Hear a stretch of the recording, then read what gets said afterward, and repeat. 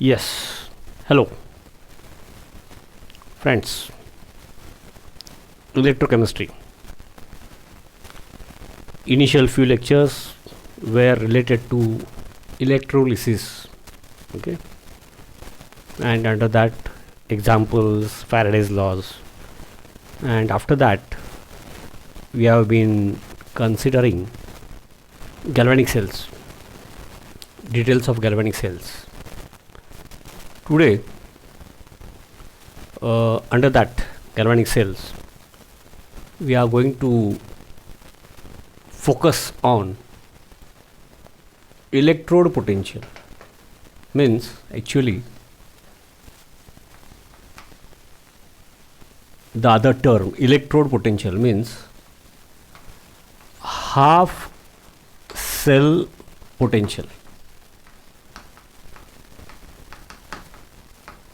Half cell potential. Okay, we are going to focus on that. Now, since we have considered in our earlier lectures that any two half cells at this juncture, metal rod dipped in the solution of its own ions, half cell. Magnesium rod plate dipped in solution of free ions of Mg+2, counter ion, any compound, free ions, aqueous solution. Silver wire or rod can be dipped in solution of aqueous solution of free Ag+ ions. It can be AgNO3 aqueous solution, half cell. So any two half cells, if they are joined, means we have to arrange half cells separately first, and then the rods joined externally by wire. Okay, that I have not shown here deliberately, we have considered that for the sake of explanation and writing.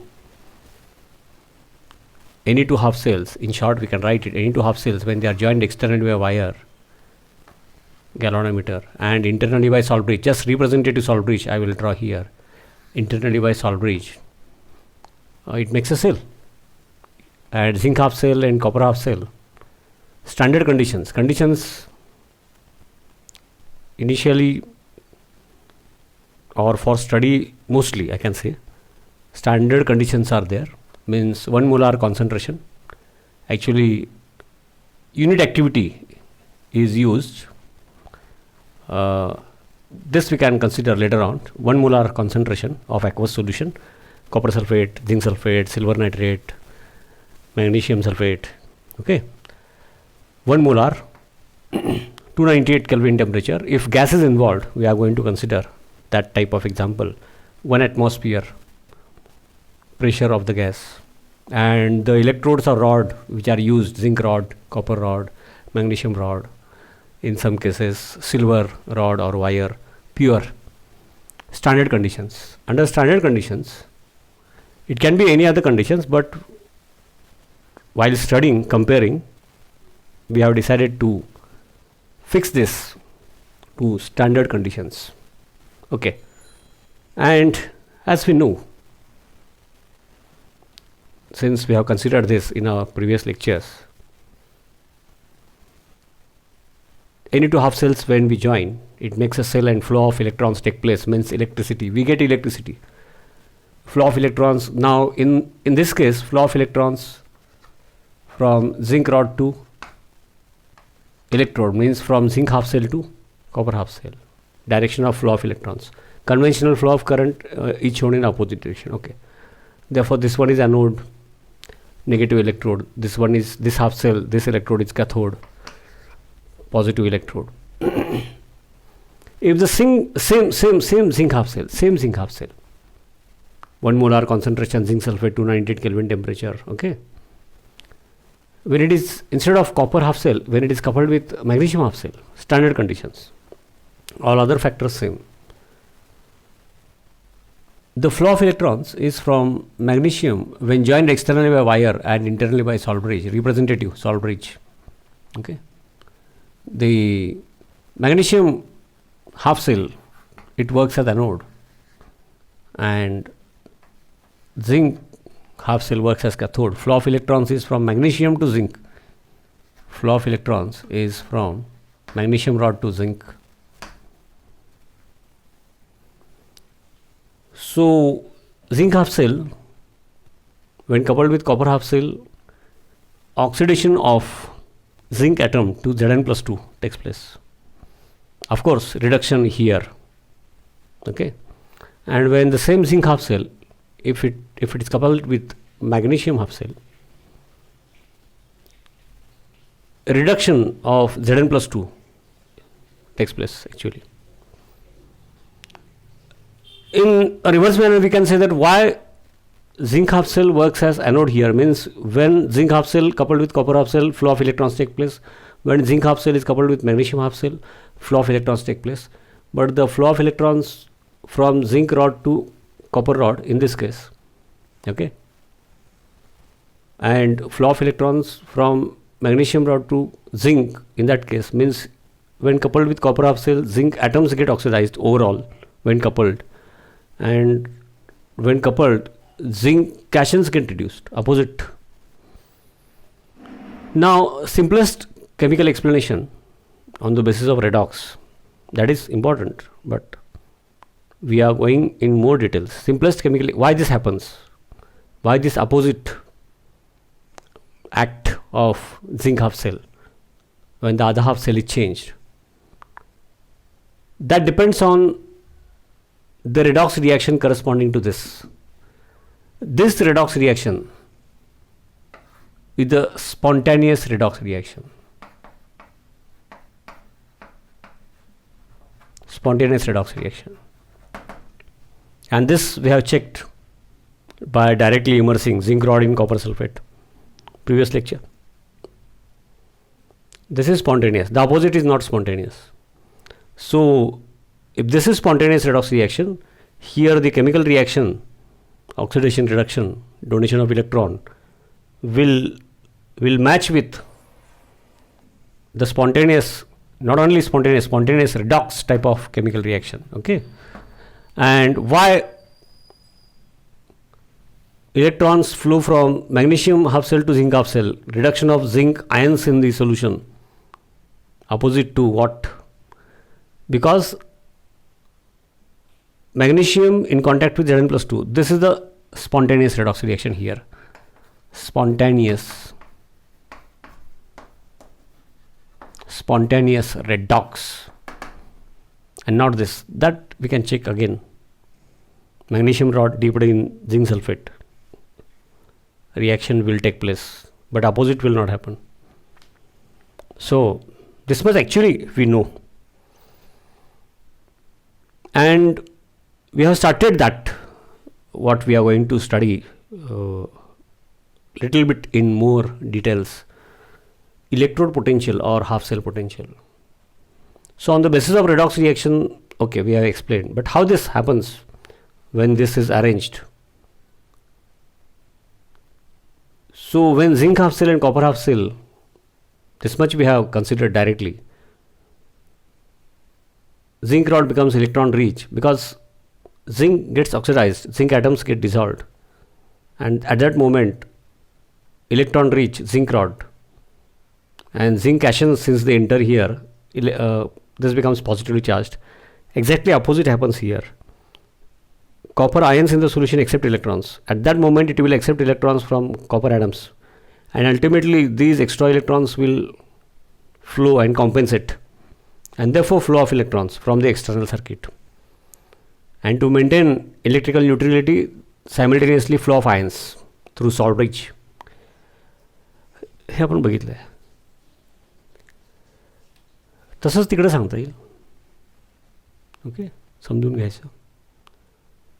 मग मुद्दा कुठला चर्चेत आला होता? In every half cell, because even that we have considered, let us revise because it is important. In every half cell, actually, in every half cell, the two things are separate but take place simultaneously. In every half cell,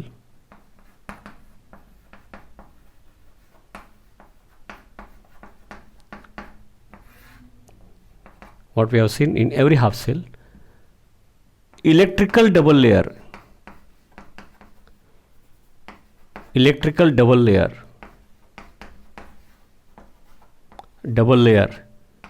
is developed or produced.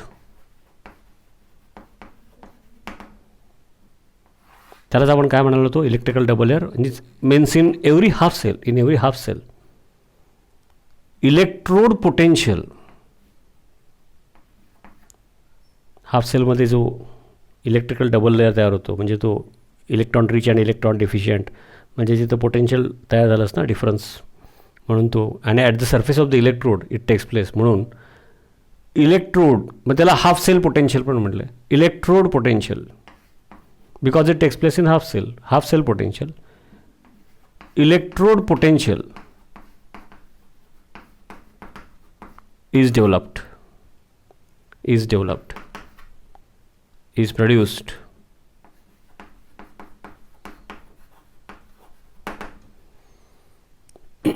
Now, why this half cell potential is developed? Okay, how it gets developed? The reason is very simple. आता पुन्हा थोडं मागे यायचं, chemical equilibrium.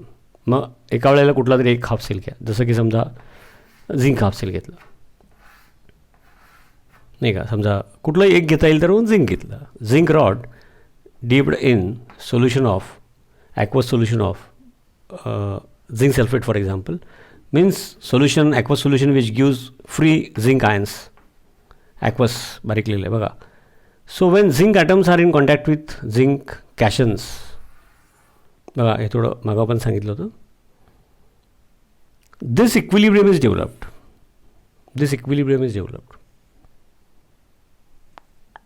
असं कसं काय develop? अरे असं कसं काय डेव्हलप नाही होणार, असं उलटा प्रश्न विचारला. आठवतं का बघा, मग मेटॅलिक बॉन्ड थिअरी आपण 11th जे बघतो ती थोडी समजलेली असली पाहिजे. मेटॅलिक बॉन्ड थिअरी तुम्हाला अशी कुठं लिहायला लागणार नाही आहे, पण ती states of matter, liquid, gas, त्यावेळेला सॉलिडचं थोडं मेटॅलिक बॉन्ड थिअरी, म्हणजे fixed layer of cations and mobile layer of valence electrons. तर मेटल्समध्ये सिम्पल दाखवलं आठवतं का, हे झिंकसाठी सांगतो ते सगळ्यांना लागू आहे. त्याची पोटेन्शियल किंवा टेंडन्सी किंवा कॅपॅसिटी, मॅग्निट्यूड, क्षमता ते कमी जास्त असेल. प्रत्येकाचं ionization enthalpy, tendency to release, accept, त्याप्रमाणे. पण metal rod dipped in solution of its free own ions. तर झिंक रॉडवरचे मेटल्स म्हणजे शेवटी काय आहेत की व्हॅलन्स इलेक्ट्रॉन्स, म्हणजे झिंकचे आउटरमोस्ट शेलमधले 2 electrons are valence electrons.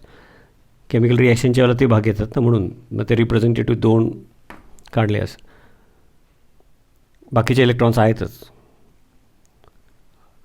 These valence electrons are free, mobile, can be easily removed, can be donated, कोण घेणारा असेल तर.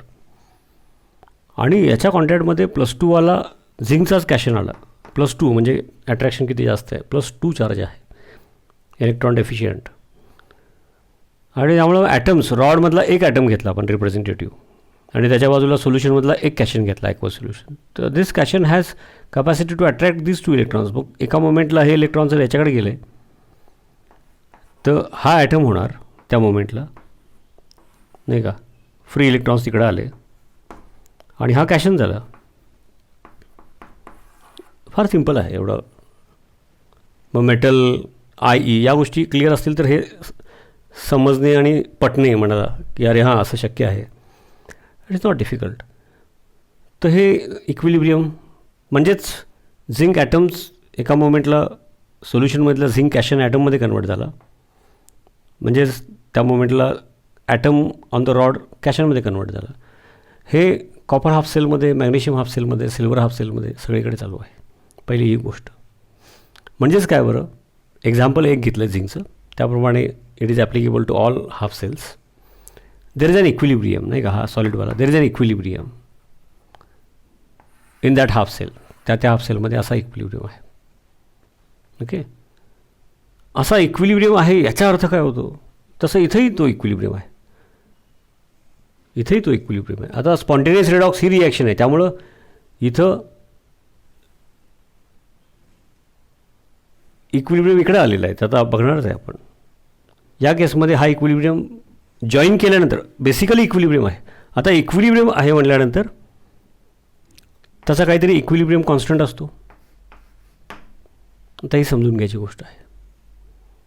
काही गोष्टी समजून घ्यायच्या असतात, म्हणजे कुठंतरी ते लागणार असतात आणि मग त्याच्यावर आधारित MCQ सुटणार असतात. सगळंच काही कुठंतरी नोटमध्ये आहे आणि कुठंतरी लिहायचं आहे असं भीतीने नाही शिकायचं. If there is an equilibrium by applying law of mass action, कळतं आहे का, 11वीचा केमिकल इक्विलिब्रियम, तिथं त्याचा के असणार, प्रोडक्ट ऑफ मोलार कॉन्सन्ट्रेशनचा products divided by product of molar कॉन्सन्ट्रेशनचा रिॲक्टंट्स. इक्विलिब्रियम आहे म्हटल्यानंतर के आहे. आता या इक्विलिब्रियमची काहीतरी केची व्हॅल्यू असणार. ती केची जी व्हॅल्यू आहे, इक्विलिब्रियम कॉन्स्टंट नावातच असतं ते, दॅट इक्विलिब्रियम कॉन्स्टंट नाही का, applying law of mass action याचा के मिळणार, इक्विलिब्रियम कॉन्स्टंट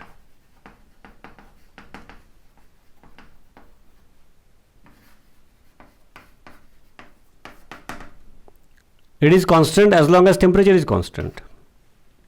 ते इथं पण लागू आहे. आता नाव दिस इक्विलिब्रियम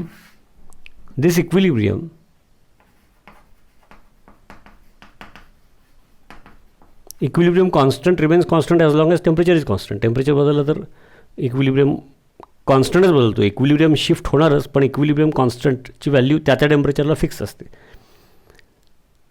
इक्विलिब्रियम शिफ्ट्स, आठवतं आहे का, chemical equilibrium shifts either towards right or towards left to keep equilibrium constant. Any change if you carry out. समजते का? ओके. म्हणून कंडिशन्स फिक्स करून का अभ्यास करतो की एकाच वेळेला अनेक गोष्टी बदलल्या तर कुठली गोष्ट कशामुळं बदलते, वाढते, कमी होते कळणार नाही. म्हणून मग बदलल्यानंतर काय होतं त्याचाही अभ्यास असतो. तो मुद्दा काय आहे की there is an equilibrium in that half cell, म्हणजे सेपरेटली. तसं इकडेही आहे, एका वेळेला एक त्याप्रमाणे इकडे अप्लाय करायचं. There is an equilibrium. If there is an equilibrium there will be equilibrium constant. पुन्हा इथे रिपीट केलं. ओके. समजा फॉर एक्झाम्पल याचा, आता तो जो इक्विलिब्रियम कॉन्स्टंट आहे त्याची व्हॅल्यू जी काय असेल ती कशावरती अवलंबून असणार? टेम्परेचर. आम्ही स्टँडर्ड टेम्परेचर, स्टँडर्ड कंडिशनमधलं टेम्परेचर 25 डिग्री सेल्सिअस 298 केल्विन ते फिक्स ठेवलं. आणि concentration of ions zinc rod dipped in the solution of zinc ions, ते कॉन्सन्ट्रेशन ऑफ आयन्स फिक्स केलं. फिक्स म्हणजे ते 1 मोलार घेतलं स्टँडर्ड कंडिशन्स. तर टेम्परेचर फिक्स असेल, कॉन्सन्ट्रेशन फिक्स असेल आणि काय फिक्स असेल? नेचर. म्हणजे आता आम्ही तर झिंक हाफ सेल घेतला आहे, तो म्हणून झिंक हाफ सेलच्या ऐवजी मॅग्नेशियम हाफ सेल घेतला किंवा कॉपर हाफ सेल घेतला आणि हे दोन्ही कंडिशन सेम ठेवल्या, 1 मोलार आणखी 298. तर तिथं पण त्याचा पण इक्विलिब्रियम असणार, पण त्याचा के, कॅपिटल के, इक्विलिब्रियम कॉन्स्टंट असणार at the temperature standard condition, पण तो व्हॅल्यू वेगळी असणार ना. कारण का टू रिलीज इलेक्ट्रॉन्स, दोघांची पण टेंडन्सी आहे, पण दोघांच्यामध्ये टेंडन्सीत फरक आहे. म्हणून तर to release electrons magnesium tendency is more. म्हणून तर मॅग्नेशियम ॲटम झिंक कॅशनच्या कॉन्टॅक्टमध्ये आला तर ही रेडॉक्स रिएक्शन झाली. मॅग्नेशियम इलेक्ट्रॉन रिलीज केले, झिंक आयन्सने घेतले. इथे नेमकं उलटं झालं. Zinc atoms when it comes in contact with free copper ions cations, zinc atom donates electrons and copper ions accepts. याचा अर्थ सरळ आहे की मॅग्नेशियम ॲटमची टू रिलीज इलेक्ट्रॉन्स टेंडन्सी जास्त आहे. एवढं साध्या भाषेत कळतं आपल्याला as compared to zinc atoms. असा विचार करायचा. किंवा to accept electrons copper cation tendency is more. म्हणून असं आहे. म्हणून तर उलटी रिॲक्शन स्पॉन्टेनियस का नाही, त्याचा आपल्या भाषेमध्ये आपण जे काही रेडॉक्स वगैरे शिकलो त्या लेवललाच विचार करायला काय हरकत आहे. इक्विलिब्रियम, रेडॉक्स, की उलटं का होत नाही आहे. तर झिंक कॅशन इलेक्ट्रॉन घेणार आणि कॉपर ॲटम्स देणार त्याचे 2 फ्री मोबाईल इलेक्ट्रॉन्स याच्यासारखं. तर capacity to hold the free mobile electrons किंवा capacity to attract the free mobile electrons of this is less, असा विचार करू शकतो ना. तेच आपण इथं बदललं चित्र. याचा अर्थ त्या हाफ सेलमध्ये इक्विलिब्रियम डेव्हलप होतो, हे पहिला मान्य करा. आणि तो जो काय इक्विलिब्रियम असेल bye applying law of mass action for that equilibrium constant असतो. तो टेम्परेचर, प्रेशर याच्यावरती अवलंबून आहेच. परंतु कुठला हाफ सेल चर्चेत आहे म्हणजे नेचर.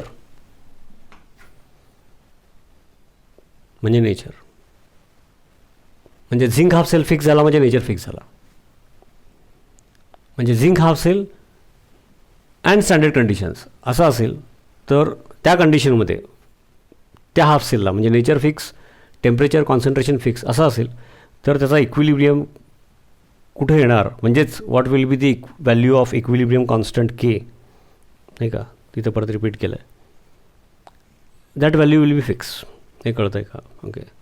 आता हे सगळ्या हाफ सेलला लागू आहे. ओके. आणि मग असे दोन, म्हणजे याचा अर्थ पहिला तुम्ही लक्षात घ्या की इक्विलिब्रियम फिक्स. आता मग तो इक्विलिब्रियमची भाषा आहे ती या टॉपिकला आपण वेगळ्या फॉर्ममध्ये वापरणार आहोत. म्हणजे ही फॉरवर्ड रिॲक्शन किती गेल्यानंतर rates of both forward and reverse become same, equilibrium येतो त्यावेळेला तो इक्विलिब्रियम कॉन्स्टंट, नाही का. मग ती केची value bye applying law of mass action आपण काढतो.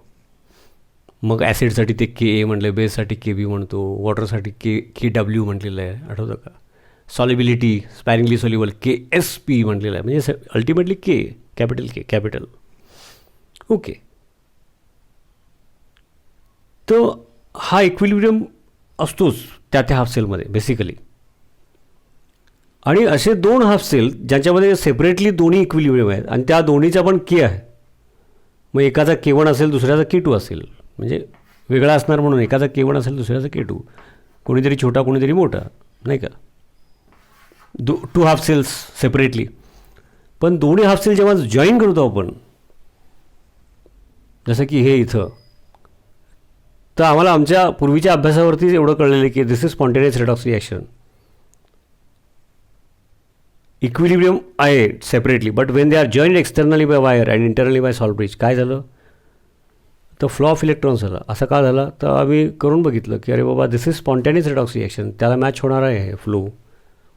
झिंकचं ऑक्सिडेशन, कॉपर आयन्सचं रिडक्शन, त्याप्रमाणे electrons from zinc electrode to copper electrode, zinc half cell to copper half cell झालेलं आहे. This we have been considering since last 2 lectures. मुद्दा काय आहे की इक्विलिब्रियम आहे. मग तसंच कॉपर हाफ सेलमध्ये पण इक्विलिब्रियम आहे, मग त्याचा पण के असतो. मग समजा झिंक हाफ सेलचा के1 म्हणूया, तर कॉपर हाफ सेलचा नेचर म्हणजे कॉपर हाफ सेल फिक्स झाला, टेम्परेचर, कॉन्सन्ट्रेशन, तर त्याचा के2 काहीतरी असेल. Okay. Nature, concentration, temperature, gas involved असेल तर प्रेशर अजून आलेलं नाही आहे. तर हे फॅक्टर्स फिक्स आहेत, तर इक्विलिब्रियम कॉन्स्टंट फिक्स आहे. आता आपण आत्तापर्यंत इक्विलिब्रियम कॉन्स्टंट बोलतो आहे, जे शिकलो आहे आपण, ती भाषा या टॉपिकमध्ये जरा वेगळ्या फॉर्ममध्ये बोलायचं. But when they are joint, हे दोन हाफ सेल स्टँडर्ड कंडिशनमध्ये बनवले, त्यांचे के व्हॅल्यूज काहीतरी असणार. मग याचा समजा के1 म्हणूया, कॅपिटल के2 म्हणूया. But when they are joint, flow of electrons take place. तो मला रेडॉक्सवरून कळलं की असं का होतं. त्या भाषेत सांगता आलं पाहिजे, तर हे त्याला कोरिलेट करायचं की वेन दे आर जॉईंट, जो इथं इक्विलिब्रियम होता, नाही का, झिंक ॲटम्स इलेक्ट्रॉन्स सोडून खाली आले, नाही का. झिंक ॲटम्सचं कॅशन आणि कॅशनचं ॲटम्स असं इक्विलिब्रियम आहे तिथं. इथं बघितलं cation in the solution, electrons accept केले, तर त्या मोमेंटला कॅशन होता तो ॲटम झाला आणि ॲटम होता तो कॅशन झाला. हे त्यांच्यामध्ये चालू होतं. But when they are joint, आता तुम्ही जरा कल्पना करा की कॉपर कॅशन्स पण तिथं बाजूला आला, इथंच आला, अशी कल्पना करा. तर copper cations have very high tendency to hold electrons. आता zinc ion, zinc atom in contact with, नाही का, हा ॲटम आणि हा कॅशन सुरुवात केली होती बघा. इथं समजा अशी कल्पना करा की इथं कॉपर कॅशन आणला आपण ना, कॉपर कॅशन्स +2 आला copper, to hold, to attract, म्हणजे to get reduced the capacity is more than zinc +2. आणि त्यामुळे मग हे जे फ्री मोबाईल इलेक्ट्रॉन्स आहेत, तो +2 वाला कॅशन त्याच्या कॉन्टॅक्टमध्ये पूर्वी हाच होता फक्त, त्यामुळे त्या दोघांच्यात इक्विलिब्रियम आला होता. हे इलेक्ट्रॉन्स इकडे गेले, याच्यापेक्षा इकडं प्रिफरन्स जाणार. If it comes directly in contact, इथं याच्या बाजूला आला तर आता याच्यासाठी काय झालं, 2 पर्याय, झिंक +2 पण घेऊ शकतो, कॉपर +2. इट विल प्रिफर म्हणजे कॉपर +2 विल पुल, त्याची कॅपॅसिटी जास्त आहे. एकदम सिम्प्लिफाईड समजून घ्या साध्या भाषेत. आणि कॉपर +2 एकदा घेतली की परत देत नाही, कारण का ही मग त्याचा अर्थ होईल की ही स्पॉन्टेनियस आहे, ही नाही आहे. झिंक +2ची capacity it is less to pull free electrons of copper atoms. Okay, म्हणजे when it comes in contact with copper +2 ions, त्या हाफ सेलमध्ये असा इक्विलिब्रियम आहे, तोच कॉपर हाफ सेलमध्ये पण होता. त्यावेळेला झिंकचे Zn+2 होणार, कारण ते फ्री इलेक्ट्रॉन्स कॉपर +2कडे गेले and copper +2 get converted into copper. ते परत येत नाहीत कॉपर ॲटम्स. म्हणजेच त्याचा अर्थ असा होतो इक्विलिब्रियमच्या भाषेमध्ये, when this two are coupled, या स्पेसिफिक केसमध्ये. त्याच्यावरून मग जनरलाइज करायचं. When this two are coupled, मी लिहिताना एकाच हाफ सेलचं लिहिलं आहे, तसं कॉपर हाफ सेलचं कल्पना करायची. When this two are coupled, redox reaction spontaneous कुठली आहे ते सांगितलं, तेच जरा वेगळ्या भाषेत सांगितलं. हे आता बघा, लगेच पॉज करायचं, हे ऐकायचं, पुन्हा तेवढाच 2 मिनटाचा पार्ट ऐकायचा, विचार करायचा, रफवर करायचं. अभ्यास करायची पद्धत आहे, नुसतंच असं कंटिन्युअस बघायचं नाही आहे ते. किंवा काही लेक्चर्स मोठे असतात तर ते पॉजमध्ये बघायचे. 20 मिनटाचं बघितलं, 1-2 मिनटं 3 मिनटं गॅप घेतला, त्यातला असा 1-2-3 मिनटाचा वेगळा पार्ट आहे, तो पुन्हा बघायचा, त्याला लिहून काढायचं. किंवा त्याला रिलेटेड काही शंका असेल तर असं नोंद करायची, तो कितव्या मिनटाचा आहे तो ते लिहून ठेवायचं. ओके, म्हणजे मग तसा मेसेज पाठवून, आणि हे चर्चेमध्ये 1-2दा येणार. ओके, आणि एकदा असा विचार करून आपल्याला ते एक इमॅजिनेशन, व्हिज्युअलायझेशन आपलं तयार झालं की हे असं कुठं सांगायचं किंवा लिहायचं नाही आहे, आपल्याला असं समजून घ्यायचं आहे. म्हणजे मग आपल्याला ते त्यातल्या ज्या पुढच्या ज्या गोष्टी आहेत ज्या लागतात एक्झाम्सला आणि MCQs, ते चुटकी में सेवागसारखं 2020. त्यामुळं असं भीतीपोटी नाही शिकायचं, काहीतरी वेगळं आहे, जरा चॅलेंजिंग आहे, जास्त विचार करायला लावतं, थोडं कन्फ्यूज होतं, असू दे ना. तर when this two half cells are coupled, त्यावेळेला काय झालं, जसं झिंक कॅशनच्या बाजूला जर काही कॉपर कॅशन्स आपण आणले, टाकले, तर हा ॲटम होता, ते इलेक्ट्रॉन्स झिंक +2च्या ऐवजी they will be pulled by copper +2. असं होतं आहे. तर आम्हाला रेडॉक्सच्या साध्या भाषेमध्ये tendency to attract electrons, pull electrons of copper +2, म्हणजे tendency to get reduced of copper +2 is more than zinc +2. म्हणजेच ही स्पॉन्टेनियस रेडॉक्स रिॲक्शन होत असते. याचा अर्थ काय होतो की when this half cell is coupled with this half cell, हा जो पूर्वी इक्विलिब्रियम सेपरेटली होता आणि स्टँडर्ड कंडिशन्सला त्याचा काहीतरी के असणार, त्याच्यामध्ये वेन बोथ आर कपल्ड, त्याच्यामध्ये this forward reaction is favoured. Okay, this forward reaction is favoured, कारण का ॲटम्सचे याने इलेक्ट्रॉन दिले की परत देत नाही, याचा अर्थ ॲटमचं कॅशन होण्याची टेंडन्सी याच्यामुळे वाढली. पूर्वी होती पण इक्विलिब्रियम आला होता, त्याचाच ॲटम त्याचाच कॅशन, पण याच्या कॉन्टॅक्टमध्ये आला, फक्त इथे इनडायरेक्टली आला. ओके, आपण एक्सपेरिमेंट करताना डायरेक्ट पण केलेला आहे. म्हणजेच वेन बोथ आर कपल्ड, त्यावेळेला हा इक्विलिब्रियम डिस्टर्ब होतो, झिंक हाफ सेलच्या फॉरवर्ड रिॲक्शन फेवर होणार. आता याच्यावरून कॉपर हाफ सेलचं तुम्हाला कळायला पाहिजे. बघा, मी पटकन थोडं ते रिमूव्ह करून सांगण्याचा प्रयत्न करतो, पॉज करत नाही. हे तुम्हाला लक्षात आलं का? पॉज करून बघायचं, लिहून काढायचं. Okay, and therefore when both are coupled या रिॲक्शनचा फॉरवर्ड फेवरेबल झाला तर कॉपर हाफ सेलमध्ये पण इक्विलिब्रियम होता, म्हणजे असतो, आणि कंडिशन स्टँडर्ड 2+. ओके, नाही का, हा सॉलिड आहे, हे ॲक्वस आहे. तर zinc atom and electrons are accepted by copper cations, इकडे लिहिलं होतं. ओके, याचा अर्थ वेन दे आर कपल्ड, ही ह्या इक्विलिब्रियममध्ये सेपरेट हाफ सेल असताना इक्विलिब्रियम आला होता, के काढला होता, that K will remain constant as long as conditions are constant, nature concentration. But when they are coupled, इथं आता मी सांगितलं copper cations will accept electrons, याचा अर्थ when they are coupled, zinc half सेलमधला जो इक्विलिब्रियम आहे तो इथं या असं लिहिलं आहे म्हणून फॉरवर्ड फेवरेबल होणार, आणि copper cations accept electrons, capacity is more, आता पुन्हा सांगितलं, म्हणजे त्या हाफ सेलमध्ये हे फेवरेबल होणार. आता त्या मुवमेंटला काय होईल बघा ना, की कपल केल्या हे फेवरेबल होणार, म्हणजे झिंकचं फॉरवर्ड रिॲक्शन म्हणजे ऑक्सिडेशन फेवरेबल होणार, नाही का, ऑक्सिडेशन. आणि कॉपर हाफ सेलमध्ये इक्विलिब्रियम होतं, पण कपल केल्यानंतर कॉपर आयन्स एक्सेप्ट इलेक्ट्रॉन्स म्हणजे रिव्हर्स फेवरेबल होणार, म्हणजे रिव्हर्स म्हणजे रिडक्शन फेवरेबल होणार. आता त्या मोमेंटला ऑक्सिडेशन फेवरेबल होणार, याचा अर्थ इक्विलिब्रियम होतं त्याच्या तुलनेत हे इकडं सरकलं जास्त आणि सायमल्टेनियसली हा इकडं सरकला इक्विलिब्रियम, म्हणजेच तो तिकडं जाईल. म्हणजे zinc atoms go in the solution in the form of cations, मागं इलेक्ट्रॉन्स राहिले, इलेक्ट्रिकल डबल लेअर तयार झालं. त्या मोमेंटला कॉपर कॅशन्स त्या हाफ सेलमध्ये असतंच, पण दोघं जोडल्यानंतरची परिस्थिती काय बदलली बघा. त्या मोमेंटला कॉपर कॅशन्स एक्सेप्ट इलेक्ट्रॉन्स, पण ते झिंक ॲटमकडून घेतलेत जोडल्यामुळं. Okay okay copper cations in the solution accept electrons, आणि त्या मोमेंटला त्यामुळं मग काय झालं, कॉपर कॅशन इक्विलिब्रियम इकडे शिफ्ट झाला, इक्विलिब्रियम इकडे शिफ्ट झाला. याचा अर्थ इथं इलेक्ट्रॉन डेफिशियन्सी, आणि कॉपर कॅशन एक्सेप्ट करतो म्हणजे त्याचा करस्पॉन्डिंग सल्फेट जो कोण असेल तो इथं सल्फेट, त्याच्यामुळे इथे निगेटिव्ह. त्या मोमेंटला हे इलेक्ट्रिकल डबल लेअर डेव्हलप होतात. ॲक्च्युली इक्विलिब्रियम असतो त्यावेळेलासुद्धा इलेक्ट्रिकल डबल लेअर असतो, लक्षात घ्या. बघा थोडं किचकट वाढेल, पण असं समजून घ्यायचं, ऐकायची सवय ठेवा. हे न सांगता पुढं गेलो आणि शॉर्टमध्ये सांगत गेलो तर सोपं वाटेल, काही प्रश्न सुटतील. बरं, एखाद्या प्रश्नामध्ये MCQला अडचण येईल. म्हणून इलेक्ट्रिकल डबल लेअर हाफ सेलमध्ये असतोच, पण इक्वल अँड अपोजिट असतो. नेचर, कॉन्सन्ट्रेशन, टेम्परेचर फिक्स असेल. दाखवताना मी झिंक हाफ सेलचं दाखवलं आहे, तसं तुम्ही कॉपर हाफ सेल, त्याप्रमाणे इतर हाफ सेलचं इमॅजिन करा. Electrical double layer in that half cell is always there. मग टेम्परेचर, कॉन्सन्ट्रेशन आणि झिंक हाफ सेल किंवा जो कोण असेल तो फिक्स, म्हणजे नेचर हे फिक्स असेल तर त्याचा के फिक्स आहे.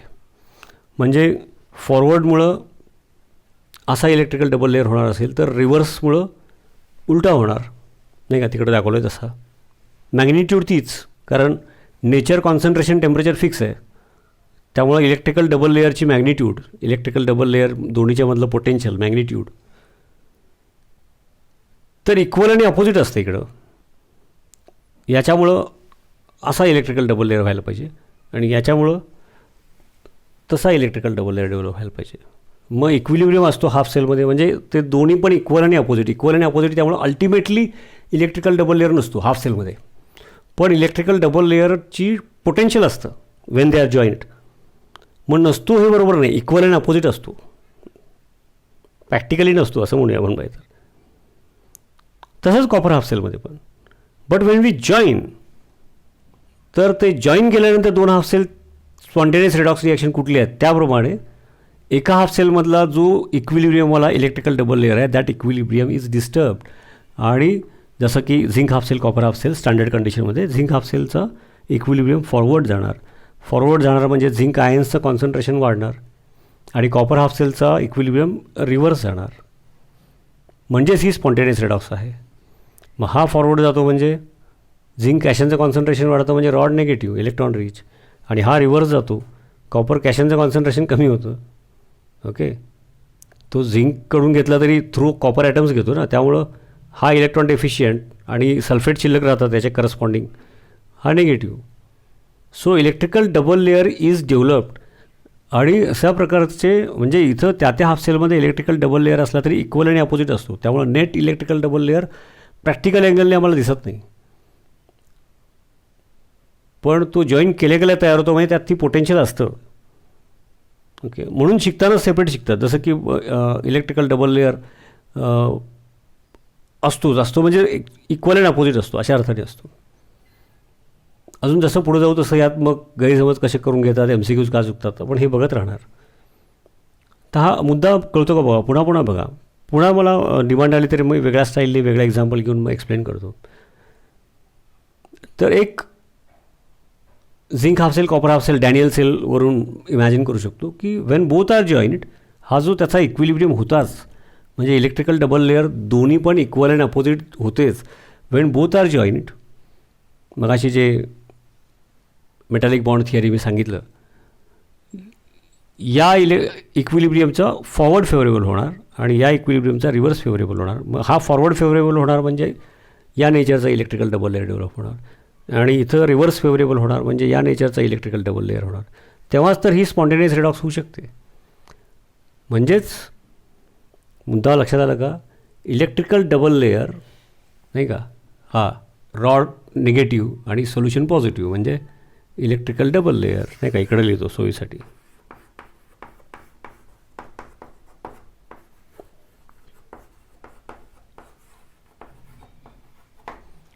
सिमिलरली इकडे पण rod electron deficient solution negative म्हणजे इथं पण इलेक्ट्रिकल डबल लेअर आहे.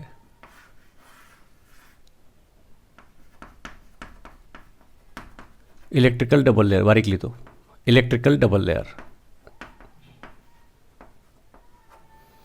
आणि मग अपोजिट नेचर आहे. म्हणजे इथं जर निगेटिव्ह रॉड सोल्युशन पॉझिटिव्ह, इथं रॉड इलेक्ट्रॉन म्हणजे पॉझिटिव्ह निगेटिव्ह, याचा अर्थ flow of electrons electron reach two electron deficient and flow of ions होणारच. मग मुद्दा काय हे आधी पण आपण बघितलं, जर आणखी वेगळ्या पद्धतीने बघितलं. मुद्दा काय आहे, electrical double layer when both are joint म्हणजे पोटेन्शियल त्यांचे इलेक्ट्रिकल डबल लेअर डेव्हलप होण्याची टेंडन्सी प्रत्येक हाफ सेलमध्ये असतेच, इक्वल आणि अपोजिट असते. फक्त त्या electrical double layer when both are joint ॲक्शनमध्ये येतात. एकाचा फॉरवर्ड फेवरेबल होणार ऑक्सिडेशनला रिलेटेड, तर दुसऱ्याचा रिव्हर्स, आणि ओव्हरऑल रिॲक्शन होणार रेडॉक्सवाली, फ्लो ऑफ इलेक्ट्रॉन्स होणार. तर मुद्दा काय आहे हे आणखी व्यवस्थित बघितलं, हे आधी पण थोडं चर्चेत आलं होतं. Electrical double layer is developed in both half cells and because of electrical double layer म्हणजेच इलेक्ट्रोड पोटेन्शियल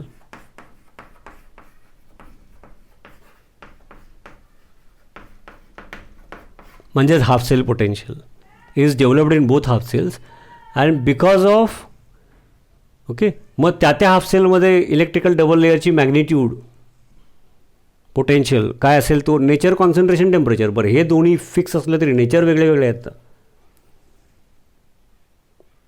प्रत्येक कॅशनचे टू एक्सेप्ट इलेक्ट्रॉन्स कॅपॅसिटी वेगळी आहे, किंवा प्रत्येक ॲटमचे मेटल जरी असले झिंक कॉपर सिल्वर रिलीज करण्याची टेंडन्सी वेगळी वेगळी आहे. इझी असली मेटल्स असले तरी वेगळी वेगळी आहे. सोडियम जेवढा सहज इलेक्ट्रॉन रिलीज करतो, पोटॅशियम त्याच्यापेक्षा जास्त सहज करतो, साईज मोठी आहे. ओके, तसं. So electrode potential electrical double layer is developed in every half cell means electrode potential is developed in every half cell. तो इलेक्ट्रोड पोटेन्शियल मॅग्निट्यूड म्हणजेच इलेक्ट्रोड पोटेन्शियल किती असणार हे कशावर ठरणार. Magnitude of electrical double layer काय असेल म्हणजेच what is the value of actual electrode potential in that half cell हे कशावर ठरणार. Okay, concentration temperature and nature लक्षात घ्या.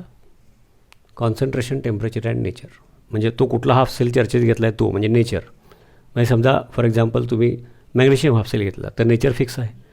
कॉन्सन्ट्रेशन 1 मोलार आणि टेम्परेचर 298 केल्विन असेल तर त्या हाफ सेलमध्ये दुसऱ्या कोणावर तो जॉईन केल्यानंतर होणारे बरोबर आहे, कारण तो इलेक्ट्रिकल डबल लेअर इक्वल आणि अपोजिट असतो फक्त हाफ सेल असेल तेव्हा.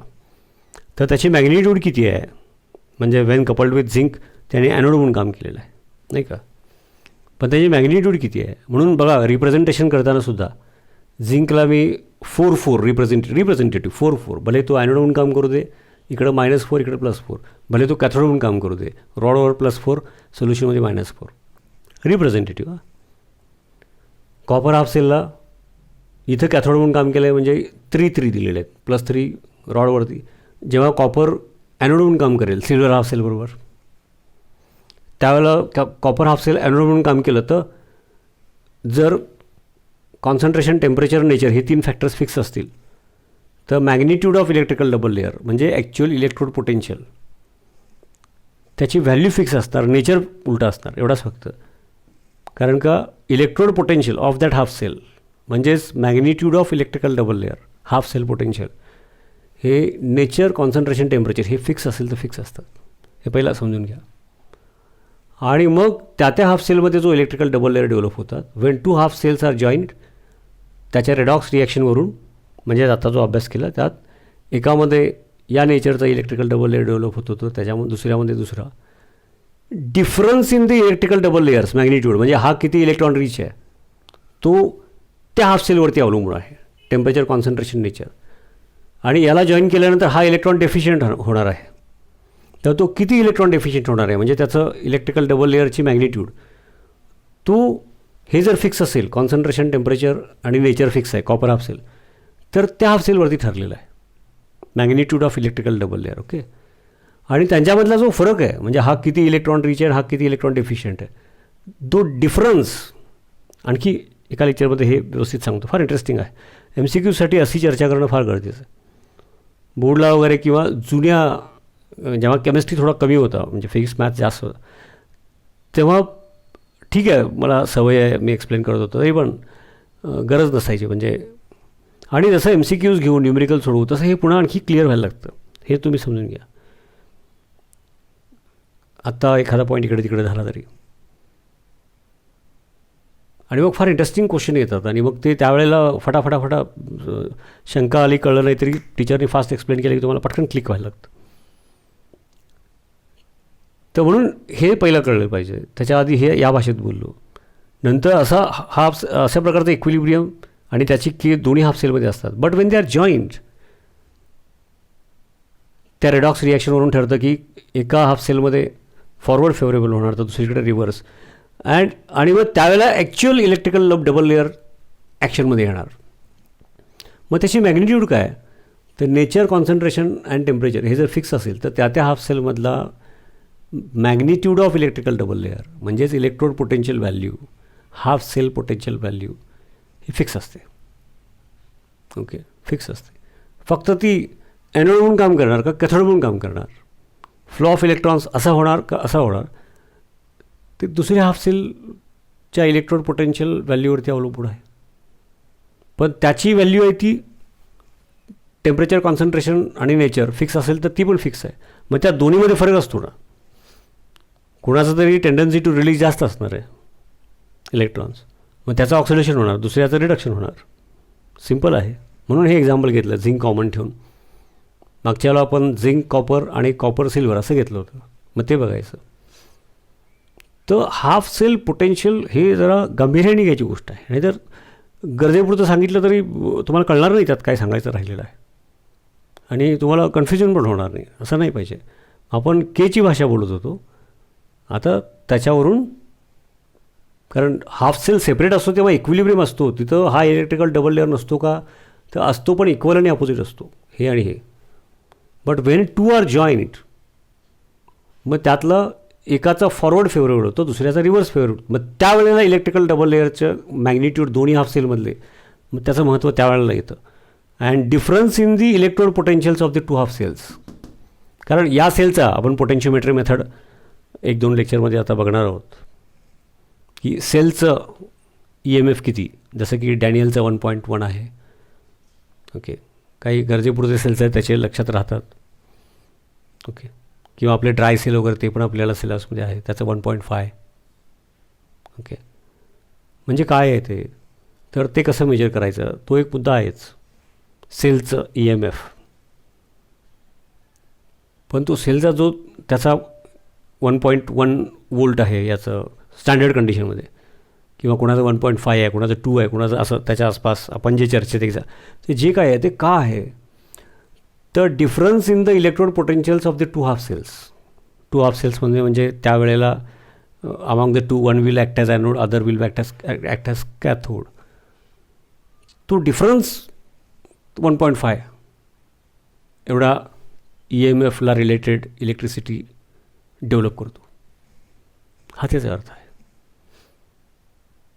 मग कुठं जास्त असतं, कुठं कमी असतं, का कशावरती ठरतं, असे परत मुद्दे ते वाढत जातात. तर पहिला मुद्दा जो पूर्वी चर्चेत घेतला होता पण आज पुन्हा जरा वेगळ्या अँगलने सांगितलं की त्या हाफ सेलमध्येच इलेक्ट्रिकल डबल लेअर डेव्हलप झालेला असतो, पण त्या हाफ सेलमध्ये इक्विलिब्रियम असतो.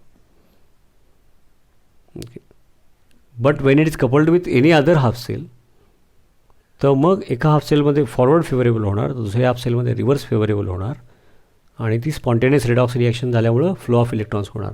मग त्या मोमेंटला जॉईन केल्या त्या मोमेंटला इलेक्ट्रिकल डबल लेअरचा जो मॅग्निट्यूड आहे इथला, तो कशावरती ठरणार, तो flow of electrons Wien it is coupled, हे बरोबर आहे. त्या हाफ सेलचा इलेक्ट्रिकल डबल लेअर त्याचा मॅग्निट्यूड हा असू दे किंवा मॅग्नेशियम हाफ सेल असू दे किंवा आणि सिल्वर हाफ सेल असू दे, त्या हाफ सेलमध्ये electrical double layer which is develop the magnitude म्हणून रिप्रेझेंटेटिव्ह इथं 4 काढलं आहे नाही का. मॅग्नेशियम बरोबर 4 आहे फक्त, असं आहे.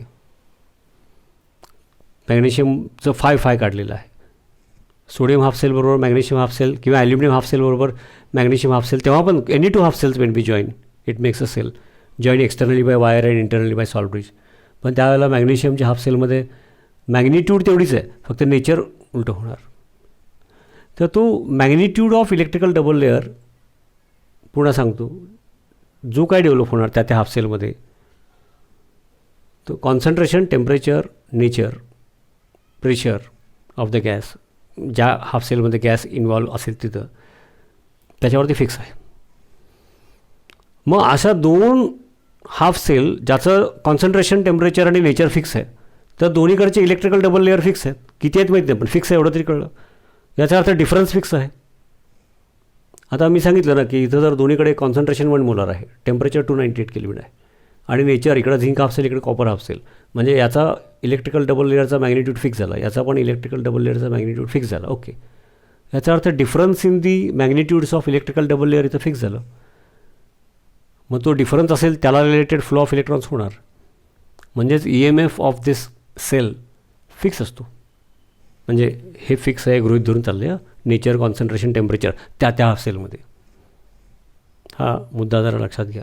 आणि तो EMF ऑफ द सेल काढण्याची पोटेन्शियोमेट्री मेथड ती आपण आता पुढच्या 1-2 लेक्चरमध्ये बघणार आहोत. तर हाफ सेल पोटेन्शियल एवढ्या डेप्थमध्ये विचारात घ्यायची गोष्ट आहे. ओके, मॅग्नेशियम हाफ सेलमध्ये सुद्धा मॅग्नेशियमचा जसा झिंक आहे तसा मॅग्नेशियमचा पण हाफ सेल पोटेन्शियल आहेच नाही का. इथं काढतो, magnesium is in equilibrium with आहेच. मग ॲक्वस सोल्युशनमध्ये मॅग्नेशियम आयन्स आणि मॅग्नेशियम ॲटमवरचे free electrons, free mobile electrons accept करायची टेंडन्सी आहे. तसं उलटं पण आहे. मॅग्नेशियम ॲटम्स रिलीज होतात, सोल्युशनमधलं मॅग्नेशियम एक्सेप्ट करणार. ओके, तसं सोल्युशनमधले मॅग्नेशियम आयन सोल्युशन एक्सेप्ट करतात, तसं सोल्युशनमध्ये ॲटम आहे आणि इकडं मग इलेक्ट्रॉन डेफिशियंट तयार झालं. हे दोन्ही इक्वल आणि अपोजिट होतात, त्यावेळेला इक्विलिब्रियम येतो. मग त्यावेळेला मॅग्नेशियम आणि मॅग्नेशियम प्लस 2 याच्यामध्ये फॉरवर्डमुळं जो इलेक्ट्रिकल डबल लेअर होतो आणि रिव्हर्समुळं, इक्वल आणि अपोजिटमुळं अल्टिमेट इलेक्ट्रिकल डबल लेअर तिथं दिसत नाही. पण पोटेन्शियल आहे, टेंडन्सी आहे, इक्वल आणि अपोजिट आहे. But when it is coupled with any other half cell, couple केल्यानंतर मग दोन्हीमधला एकाचे फॉरवर्ड फेवरेबल होतात, दुसऱ्याचे रिव्हर्स फेवरेबल होतात. त्यावेळेला इलेक्ट्रिकल डबल लेअर एकामध्ये जर या नेचरचे डेव्हलप झाले तर दुसऱ्यामध्ये अपोजिट नेचरचे होतात. ओके, मग एका हाफ सेलमध्ये रॉड निगेटिव्ह, सोल्युशन पॉझिटिव्ह आणि दुसऱ्या हाफ सेलमध्ये उलटं. हे आपण असं का झालं? Because this is spontaneous redox reaction. आणि त्यामुळं मग मुद्दा काय महत्त्वाचा आहे की इलेक्ट्रिकल डबल लेअर म्हणजेच इलेक्ट्रोड पोटेन्शियल म्हणजेच हाफ सेल पोटेन्शियल ही कन्सेप्ट गरजेची आहे. आता ती कशी आणि का गरजेची आहे आणखी एखाद्या लेक्चरमध्ये हे सांगावं लागेल. पहिल्यांदा इलेक्ट्रिकल डबल लेअर किंवा electrode potential value is in existence, is there in that half cell itself. त्या हाफ सेलमध्ये इलेक्ट्रिकल डबल लेअरचा जो मॅग्निट्यूड असेल, पोटेन्शियल असेल, समजा इथं असा आहे, तो दुसऱ्या हाफ सेलवरती 2 हाफ सेल जॉईन केल्यानंतर अल्टिमेट रिॲक्शन होणार वगैरे ते ठीक आहे. पण बाकीचं फिक्स असेल, समजा कॉन्सन्ट्रेशन, टेम्परेचर आणि नेचर, तर त्या हाफ सेलमध्ये जो इलेक्ट्रिकल डबल लेअर तयार होणार, the magnitude of electrical double layer means electrode potential value means half cell potential value, nature, concentration, temperature fix असेल तर इट इज फिक्स. याला जसं आहे तसंच याला पण आहे. Okay, and therefore when 2 half cells are joined in both the half cells electrical double layer or electrode potential is developed. आणि त्याच्यामध्ये स्पॉन्टेनियस रिडॉक्सप्रमाणे नेचर एकामध्ये असा असेल तर ॲटोमॅटिकली दुसऱ्यामध्ये असा उलटा असणार. म्हणजे rod electron rich is a rod electron deficient and flow of electrons will take place. Okay, तर हा electrode potential, half cell potential मागच्याला जस्ट उजरता उल्लेख केला. तेच एक्झाम्पल घेऊन मुद्दाम आज सांगितलं. तर in every half cell electrical double layer is produced. फक्त तो हाफ सेल सेपरेट असतो त्यावेळेला इक्वल आणि अपोजिट असतो, त्यामुळं नेट दिसत नाही आम्हाला. जॉईन केल्या ते सुरू होतात. ते घ्या एक्झाम्पल, ते घ्या, म्हणजेच त्याच्यामध्ये ती पोटेन्शियल आहे, म्हणजे त्याच्यात आहे म्हणायचं. Electrode potential is developed. Okay. आणि मग पुढं जे रिपीटेडली चर्चेत येणार आहे ते आत्ता सांगतो. Difference in the electrode potentials of the two half cells, तर on that depends the EMF of the cell. आता याच्यात पण आणखी व्यवस्थित सांगायची गरज आहे. या स्टेजला एवढंच सांगायला पाहिजे. बघा, आधीचे लेक्चर्स बघून हे लेक्चर बघा, हे लेक्चर बघितल्यानंतर पुन्हा आधीचे बघा, मग पुढचे लेक्चर झाल्यानंतर परत यातल्या काही गोष्टी क्लिअर होतील, असा हा टॉपिक आहे. आणि हे सगळं या लेवलला जाऊन सांगायचं थोडं कन्फ्यूज होऊ शकतं. त्याचे कारण आपल्याला नीट, MST CET, JEE, म्हणजे नीट MST CET हे ॲडमिशनच्या दृष्टिकोनातून जास्त महत्त्वाचे, JEE पण महत्त्वाची, बोर्डला तर आहेच उपयोगाचं. तर हे त्यासाठीच डिस्कशन चाललेलं आहे. बोर्डचा अभ्यास हा या लेवलला केला की नीट, MST CETचे म्हणजे MCQs चांगल्या क्वालिटीचे सुटतात. बोर्ड वेगळं आणि CET वेगळं असं नसतं. थँक्यू.